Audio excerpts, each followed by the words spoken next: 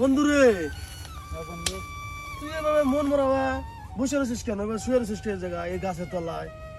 তুই দেখি আস্তে আস্তে অনেক কাবু হয়ে যাচ্ছিস, কেন এরকম হচ্ছে কেন? আরে বন্ধু আর বলিস না বন্ধু রে, আমার চিকন হওয়ার কাহিনী আমি কিছুই বুঝতেছি না। কে রে বন্ধু, কে কি হইছে? আরে বন্ধু আর করিস না, আমি একটা কথা বলি তোরে, কাউরে বলিস না।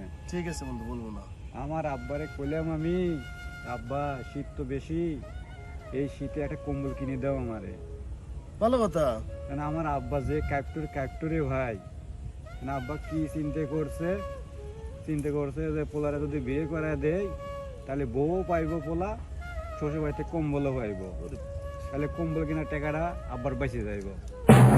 আব্বা আমার এসে বললো যে তোরে বউ দেবো, কম্বলও কিনে দেবো। আমি তো সেই খুশি, তখন কি করবো, তাহলে তোরে বিয়ে করা লাগবে। আমি আব্বার কথা শুনে রাজি হয়ে গেলাম, বিয়ে করবো, সমস্যা নাই। কারণ বিয়ে করলাম তো ভালো।